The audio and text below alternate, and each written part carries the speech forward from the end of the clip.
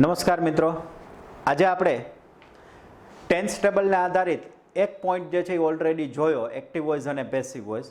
અને tense table ઉપર જ આધારિત એક બીજો મુદ્દો પણ જે એક્ઝામની અંદર વારંવાર પૂછાતો હોય છે એ છે ટેન્સ ચેન્જ એક્સરસાઇઝ. હવે ખરેખર એક્ટિવ પેસિવનો પેરેગ્રાફ આવે છે અને ટેન્સ ચેન્જનો પણ પેરેગ્રાફ આવે છે અને આ બંને જે છે એ એક્સરસાઇઝ ટેન્સ ટેબલ ઉપર આધારિત હોય છે. બરોબર, એટલે કે જો ટેન્સ ટેબલ આવડતું હોય તો આ બંને આસાનીથી આવડે છે. આપણે જોયું આગળ એક્ટિવ પેસિવ વોઇસમાં સમજ્યા કે કઈ રીતે એ ટેન્સ ટેબલ જે છે આપણને હેલ્પફુલ થાય છે. આ કાર્ડ બદલાવાની એક્સરસાઇઝમાં પણ આપણને આ જ રીતે હેલ્પફુલ થશે. જ્યાં સુધી આપણે વાત છે તો અત્યારે આપણે એના વાક્યોની જ પ્રેક્ટિસ જે છે એ કરવાની છે. હું તમને શરૂઆત જે છે એ વાક્યોથી કરીશ અને પછી આપણે એના પેરેગ્રાફ જે છે એ બદલવાથી શરૂઆત કરવાની છે. અહીંયા વોઇસ નથી બદલવાની, માત્ર વાક્યનો કાળ જે છે એ બદલાવાનો છે. બરોબર, તો વાક્યનો કાળ બદલાવાનું આવે અથવા તો ઘણી વખત તમને સર્વનામ બદલાવાનું કીધું હોય.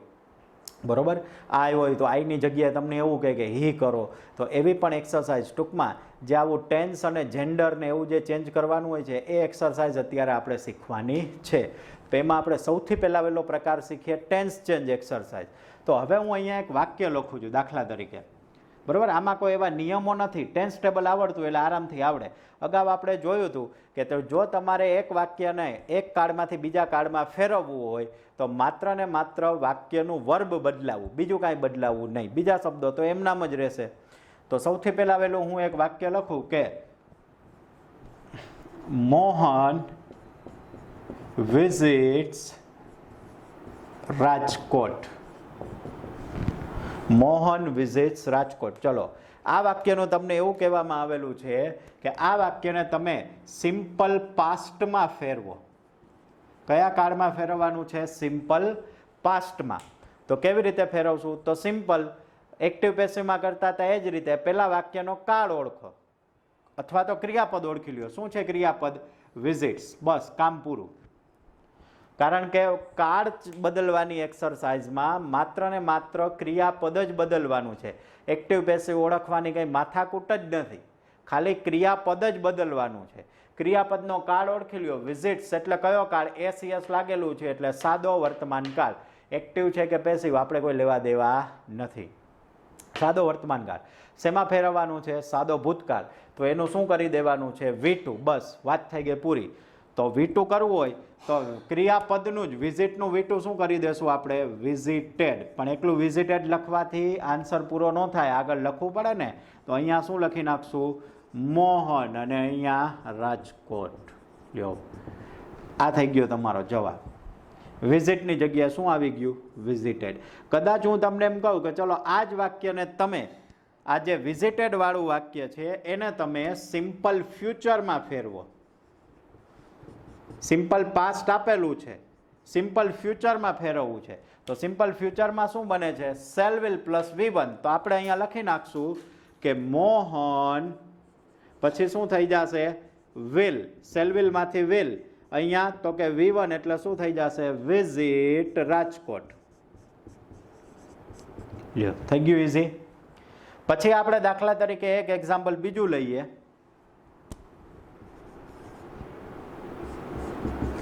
He broke the rule. ચલો, આ વાક્યને આપણે ફેરવવાનું છે સિમ્પલ પ્રેઝન્ટ. સાદા વર્તમાનમાં ફેરવવાનું છે. તો કેવી રીતે ફેરવશું? તો કે સૌથી પહેલા વહેલા વાક્યનું વર્બ ઓળખો જોઈએ. કયું છે? બ્રોક. બ્રોક એટલે કેવું રૂપ થાય? તો કે V2 થાય. અને V2 કયા કાળમાં આવે છે? સાદા ભૂતકાળમાં છે. ફેરવવાનું શેમાં છે? સિમ્પલ પ્રેઝન્ટ, સાદો વર્તમાન કાળ. તો સાદો વર્તમાન કાળ છે તો V2 છે. તો સાદા વર્તમાન કાળમાં V1 અથવા એસ. અહીંયા વાક્યમાં જે રચના હોય એની જ રચના રહેશે. તો અહીંયા બ્રોક V2 છે તો એનું શું થઈ જશે? મૂળરૂપ અથવા એસ. તો પહેલા તો એનું મૂળરૂપ લખી નાખો, બ્રેક. પછી જોઈએ કે એસ લાગે છે કે નહીં. હીનું હી અને ધ રૂલનું રૂલ. હવે અહીંયા તમારે એ જોવાનું કે બ્રેક એસ સોના ઉપરથી નક્કી થતું હતું? તો કે જો કરતા હી સી કે ઇટમાંથી હોય તો એસ લાગે. તો અહીંયા કરતા કોણ છે? હી. તો આને એસ લાગે. તો શું વાક્ય બની ગયું? હી બ્રેક્સ ધ રૂલ. કદાચ આ જ વાક્યને સિમ્પલ ફ્યુચરમાં ફેરવવું હોય તો અહીંયા શું થઈ જાત? He will break the rule. Clear?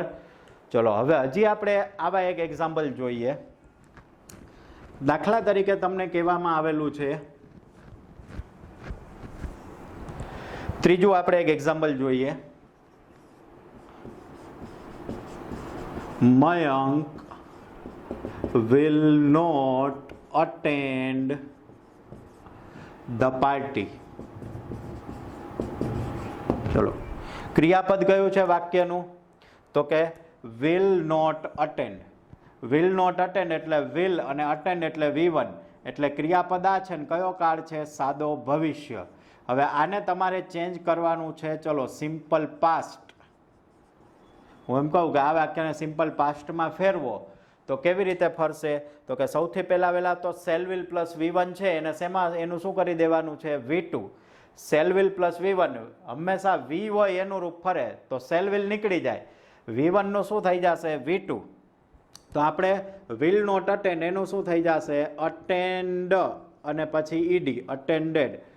કરતાનો કરતા એમ નામ, અહીંયા મયંક, બરોબર. અને અહીંયા શું થઈ જશે? The party. શું આ વાક્ય મારું સાચું છે? તો કે ના, ખોટું છે. કેમ ખોટું છે? તો કે એના પાછળનું રીઝન એ છે કે અહીંયા તમને વાક્ય શેમાં આપવામાં આવેલું છે? નકાર. મેં શેમાં લખ્યું? હકાર. તો એનો મતલબ શું થયો? કે આ વાક્ય જે છે આવી રીતે તમે મિસ્ટેક કરી દો તો વાક્ય ખોટું પડે. કેમ? કારણ કે કાળ બદલાવાનું હોય તો એની રચના ન ફરે, રચના એની જ રહે. નકાર છે તો નકાર જ લખવું જોશે. તો સૌથી પહેલા શું થઈ જશે? તો કે અહીંયા નકાર છે તો સાદા ભૂતકાળનું નકાર શું થાય છે? તો કે ડીડ પ્લસ V1 ટેન્સ ટેબલમાં આવે છે ને, તો આપણે મયંક પછી અહીંયા લખશું ડીડ. નકાર છે એટલે નોટ અને V1 એટલે અટેન્ડનું અટેન્ડ. એટલે હવે આનો આ સાચો આન્સર જે છે આ રીતે બને, Mayank did not attend the party. કદાચ ચલો આ વાક્ય આપવામાં આવેલું છે ડીડ નોટ અટેન્ડ વાળું, અને હવે તમને એવું કીધું છે કે આને સિમ્પલ પ્રેઝન્ટમાં ફેરવો, બરોબર. આને તમને એવું કીધેલું છે કે સિમ્પલ પ્રેઝન્ટમાં ફેરવો. તો તમે કેવી રીતે ફેરવશો એને? તો કે ડીડ નોટ પ્રેઝન્ટ છે તો એનું શું થઈ જશે? અહીંયા નકાર પ્રશ્નાર્થમાં ઓલું રૂપ આપણે શીખાતા ડુ ડઝ પ્લસ V1. તો પહેલાં તો આપણે લખી નાખીએ V1 એટલે અટેન્ડનું અટેન્ડ. પછી આગળ શું આવી જશે? તો કે ડુ ડઝ. તો ડુ મૂકવું કે ડઝ મૂકવું કેવી રીતે ખબર પડે? તો એ જોઈએ. એમાંથી આગળ મયંકનું મયંક અને અહીંયા ધ પાર્ટીનું ધ પાર્ટી. હવે ડુ મૂકવું કે ડઝ મૂકવું કેવી રીતે ખબર પડશે? તો સૌથી પહેલા તો ડઝ ક્યારે આવે છે? હી સીટ હોય ત્યારે. મયંક એટલે શું થયું? હી. એટલે આપણે કયું રૂપ લખશું? ડઝ. અને નકાર છે એટલે શું ઉમેરી દેશું? નોટ. કે Mayank does not attend the party.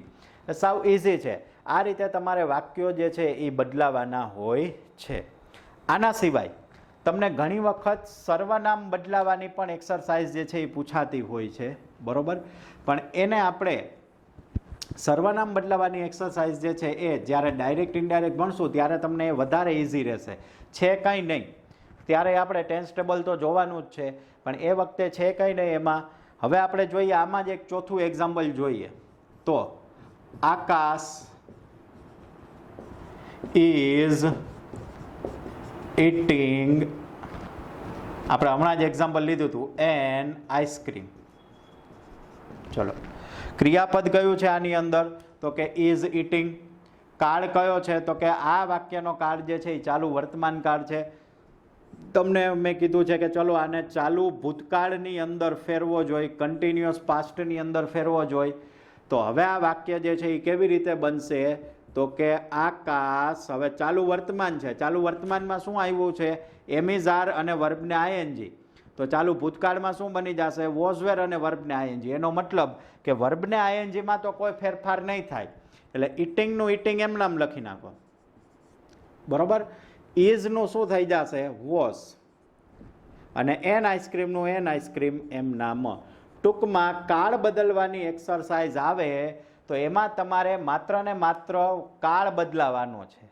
Active પેસિવમાં કાળ ન બદલે, આ એક્સરસાઇઝ આખી અલગ છે એના કરતાં. એક્ટિવ પેસિવ જે છે એની અંદર કોઈ દિવસ કાળ બદલે નહીં. બરોબર. પાંચમું એક એક્ઝામ્પલ આનું જોઈ લઈએ, આ ટોપિકનું. તો પાંચમું એક્ઝામ્પલ આપણે જોઈએ તો કેવી રીતે આવશે, તો કે ફોર એન એક્ઝામ્પલ હું એમ કહું કે he has finished all the cakes. એને બધી કેક જે છે ફિનિશ કરી દીધી.